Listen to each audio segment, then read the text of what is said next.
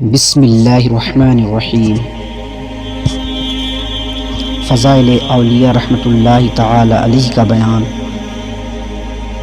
حمد باری تعالی، تمام تعریف اس اللہ عز و جل کے لیے جس نے اپنے بندوں میں سے ان کو چنا جو عبادت کے قابل تھے اور ان کو خدمت گار بنایا، ان کے کئی گروہ بنائے، انہیں اپنی خاص نظر عنایت سے نوازا، ان سے پختہ عہد لیا، ان کو صاف کیا اور انہیں چن لیا، ان کو بلا کر قریب کیا اور ان کو وصل اور لقا کے ساتھ زندگی بخشی، ان کو نفس کی پستی سے بارگاہ انسیت میں بلند کیا، تسبیح و تقدیس کے جام میں شراب طہور یعنی پاکیزہ شراب سے انہیں سیراب کیا، تو ان میں سے ہر ایک اس شراب کے سرور میں خوش اور اس کا خطا سننے میں مدہوش ہے، اور ان میں سے ہر ایک اپنے حلقہ احباب میں بلند رتبہ ہوا، اور اس نے اپنے پیاروں کے لیے سحری کے وقت تجلی فرمائی، پس محب نے زندگی کا مزہ اٹھایا اور دیدار کرنے میں کامیاب ہو گیا، جبکہ ان میں سے وجد کا زخمی کیا ہوا کانپ کر زمین پر تشریف لے آیا۔ اللہ عز و جل نے ان کے ظاہری وجود کو فنا کیا اور ہمیشہ کی بقا سے نوازا، اور انہوں نے آخری سانس بھی اس کے نام پر قربان کر دیا۔ اللہ عز و جل نے ان کو اپنی محبت کے راز عطا کیے تو انہوں نے اس کی غیرت سے خوف کھاتے ہوئے اپنے اوپر غیر کے دروازے بند کر دیے، پس اس کی مشک دلوں کے مشام کی طرف سے مہکی تو دلوں نے اپنے محبوب کی طرف سے اس مشک کو سونگھ لیا، اور ایک خفی راز اور اس کی پاکیزہ مہک حضرت سیدنا سری سختی علیہ الرحمہ کے راز کی طرف گزر گئی تو وہ اس کے آثار پر سیدھے چلتے گئے، اور حضرت سیدنا شبلی علیہ الرحمہ کی طرف سے گزری تو وہ محبت کی دلہنوں کی طرح آراستہ ہو کر رات گزارنے لگے۔ حضرت سیدنا ابو یزید علیہ الرحمہ کی طرف سے گزری تو انہوں نے مزید کی صدا لگائی اور ان کی حرارت بڑھ گئی، اور حضرت سیدنا جنید بغدادی علیہ الرحمہ کی طرف سے گزری تو وہ محبت الہی کی قید میں مزید پختہ ہو گئے، اور حضرت سیدنا فضیل رحمۃ اللہ علیہ کی طرف سے گزری تو پوری رات ڈاکہ زنی کے بعد توفیق کے گھوڑوں پر سوار ہو گئے، اور انہوں نے اپنی تمام تر کوشش عبادت الہی میں لگا دی۔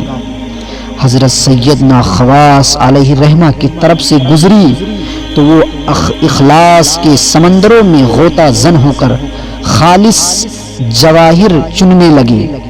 حضرت سیدنا سمون علیہ الرحمہ کی طرف سے گزری تو ان پر محبت اور وجد کے طریقے ظاہر ہو گئے، اور وہ پہاڑ میں دیوانوں کی طرح پھرنے لگے، اور محبت الہی عز و جل میں آوازیں لگانے اور سسکیاں لے کر مسلسل آنسو بہانے لگے۔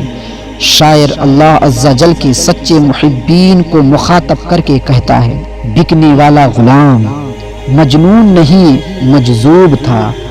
حضرت سیدنا عبد الرحمن بن محزب رحمۃ اللہ علیہ فرماتے ہیں، ایک دفعہ میں غلاموں کے بازار سے گزرا، دلال کو دیکھا کہ وہ ایک غلام کو بیچتے ہوئے کہہ رہا تھا، میں اس کو اس کے عیب پر بیچتا ہوں۔ میں نے دلال سے پوچھا، اس میں کیا عیب ہے؟ اس نے کہا، اسی سے پوچھ لیجئے۔ میں نے غلام کے قریب جا کر اس سے دریافت کیا کہ تجھ میں کیا عیب ہے؟ اس نے بتایا کہ اے میرے آقا، میرے عیوب بہت زیادہ ہیں، مجھے نہیں معلوم کہ میں لوگوں میں کس عیب سے مشہور ہوں۔ میں نے دلال سے کہا، مجھے یہ بتاؤ کہ اس میں کیا عیب ہیں؟ اس نے کہا کہ اسے جنون کی بیماری ہے۔ میں نے غلام سے پوچھا تجھے مرگی کب ہوتی ہے؟ کیا ہر سال یا ہر ماہ یا ہر جمعہ؟ اس نے کہا اے میرے آقا، جب محبت کی بیماری دل پر غالب ہوتی ہے تو تمام اعضاء میں سرایت کر جاتی ہے، اور جب دوسرے اعضاء پر غالب آتی ہے تو محبت کا خمار تمام جسم میں پھیل جاتا ہے، اور عقل محبوب کی یاد میں کھو جاتی ہے، دل مستغرق ہو جاتا ہے، بدن ساکن ہو جاتا ہے، اور جاہل اس میں جنون سمجھتے ہیں۔ حضرت سیدنا عبد الرحمن علیہ الرحمہ فرماتے ہیں مجھے معلوم ہو گیا کہ یہ غلام اللہ عز و جل کے اولیاء میں سے ہے۔ میں نے دلال سے کہا یہ غلام کتنے میں بیچو گے؟ اس نے 200 درہم بتائے تو میں نے 220 درہم دے دیے، اور غلام کو گھر کے قریب لا کر اس سے کہا اندر داخل ہو جاؤ۔ اس نے انکار کرتے ہوئے پوچھا کیا آپ کے گھر والے ہیں؟ میں نے کہا جی ہاں۔ اس نے کہا غیر محرم کی طرف کون دیکھ سکتا ہے؟ میں نے اسے کہا تجھے اجازت ہے۔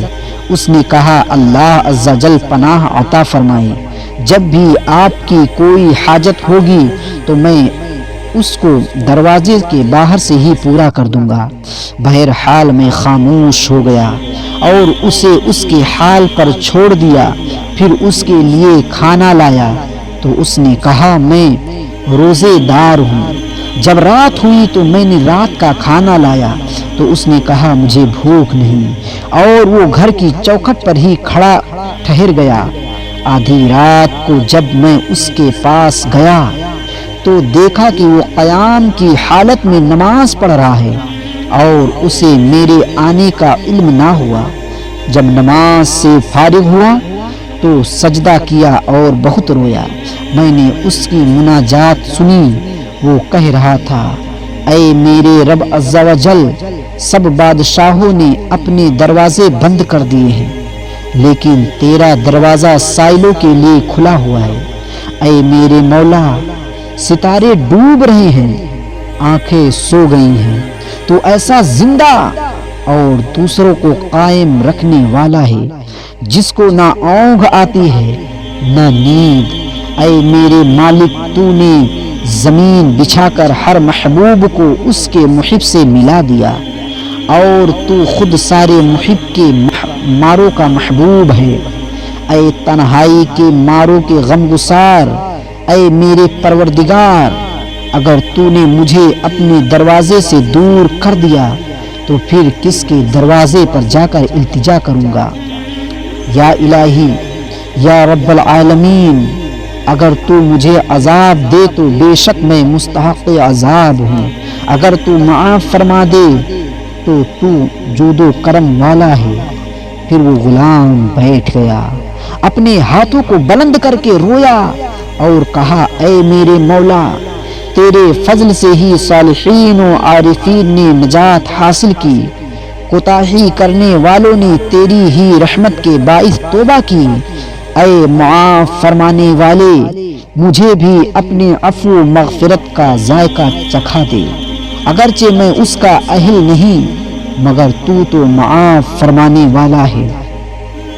پھر میں کمرے میں داخل ہو گیا اور کسی قسم کی حیرت کا اظہار نہ کیا۔ جب صبح ہوئی تو میں نے اس کے پاس جا کر کہا رات کو کیسی نیند آئی؟ تو اس نے جواب دیا اے میرے آقا، کیا وہ شخص سو سکتا ہے جس کو آگ کے عذاب خدائے جبار کی بارگاہ میں پیشی اور گناہوں پر ملامت کا خوف ہو؟ پھر وہ بہت دیر تک روتا رہا تو میں نے کہا جا، تو رضائے الہی کے لیے آزاد ہے۔ تو وہ دوبارہ رو کر کہنے لگا کہ اے میرے آقا، میرے لیے 2 اجر تھے، ایک اللہ عز و جل کی بندگی کا اور دوسرا آپ کی خدمت کا، اب صرف 1 اجر ہے۔ اللہ عز و جل آپ کو عذاب نار سے آزادی عطا فرمائے۔ حضرت سیدنا عبد الرحمن علیہ الرحمہ فرماتے ہیں پھر میں نے اس کو کچھ خرچ دیا مگر اس نے قبول نہ کیا اور کہنے لگا رزق کی ذمہ دار وہ زندہ ہستی ہے جس کو موت نہیں۔ پھر وہ نکل کر کھڑا ہوا اس حال میں کہ اس کے چہرے پر غم کا اثر آیا تھا۔ میں نہیں جانتا تھا کہ وہ کہاں گیا۔ سبحان اللہ، اس غلام کو اللہ عز و جل کی ملاقات کا کس قدر شوق تھا اور مطلوب کے فوت ہونے پر کس قدر غم۔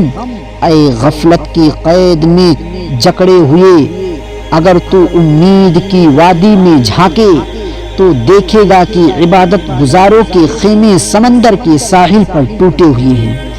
اللہ عز و جل ارشاد فرماتا ہے کانوا قلیلا من اللیل ما یہجعون، وہ رات میں کم سویا کرتے ہیں اور تو غم زدہ پرندوں کو غم کی ٹہنیوں پر مسحور کن آواز میں یہ گنگناتے ہوئے سنے گا۔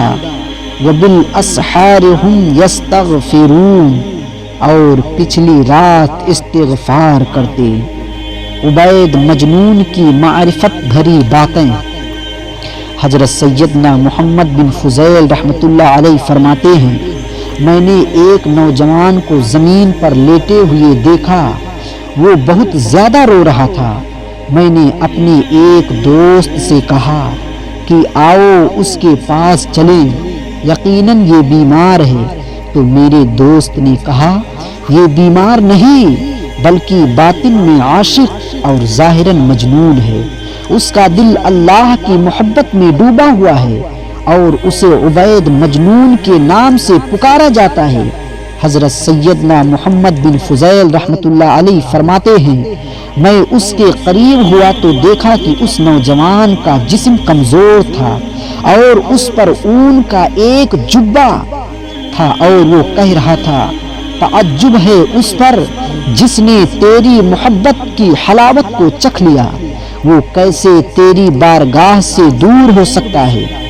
پھر وہ اسی بات کو دہراتا رہا یہاں تک کہ بے ہوش ہو گیا۔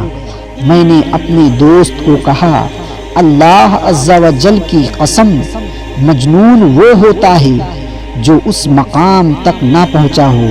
جب اس کو ہوش آیا تو پوچھنے لگا آپ مجھے کیوں دیکھ رہے ہیں؟ ہم نے کہا شاید آپ کو دوا کی ضرورت ہے جو آپ کو اس بیماری سے شفا یاب کر دے۔ اس نے کہا جس ذات نے مجھے اس بیماری میں مبتلا کیا دوا بھی اسی کے پاس ہے، لیکن جو بھی اس بیماری کا علاج کرانا چاہتا ہے وہ مزید بیمار ہو جاتا ہے۔ میں نے کہا وہ علاج کیا ہے؟ تو اس نے بتایا کہ اس بیماری کا علاج حرام کو ترک کرنے، گناہوں سے اجتناب کرنے، مراقبہ کرنے، رات کو نماز تہجد ادا کرنے میں ہے جبکہ لوگ سوئے ہوئے ہوں۔ یہ کہنے کے بعد وہ بہت زیادہ رویا اور ہم بھی اس کے ساتھ رونے لگے۔ پھر ہم نے اس سے کہا ہم آپ کے مہمان ہیں، ہمارے لیے دعا فرمائیے۔ تو اس نے کہا میں اس میدان کے شہ سواروں میں سے نہیں ہوں۔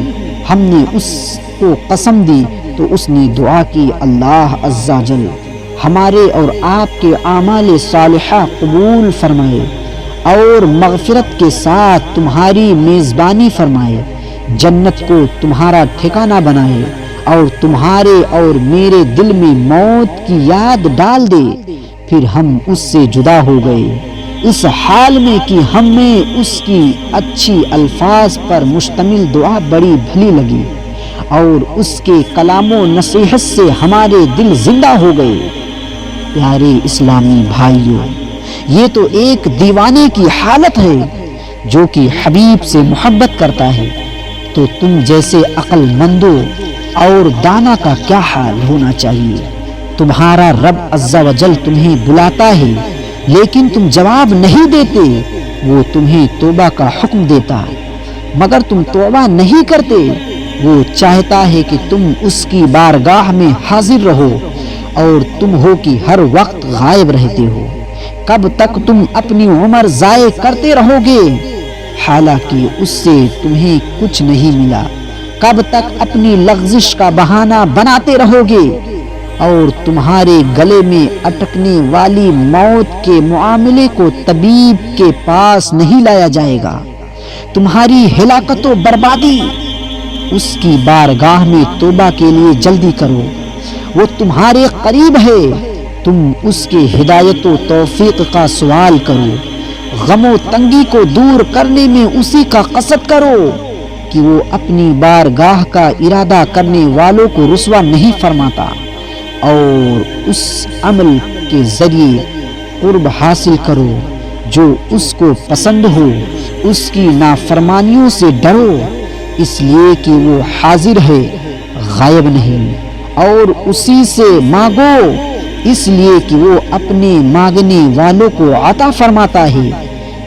اسی وقت اس کی بارگاہ میں توبہ کرو اور اس کے سامنے گریہ وزاری کرو، قریب ہے کہ وہ تمہیں اپنی اطاعت کے لیے چن لے اور تمہیں ہدایت کی توفیق عطا فرمائے۔ اللہ عز و جل ارشاد فرماتا ہے، اللہ یجتبی الیہ من یشاء ویہدی الیہ من ینیب، اور اللہ اپنے قریب کے لیے چن لیتا ہے جسے چاہتا ہے اور اپنی طرف راہ دیتا ہے اسے جو رجوع لائے۔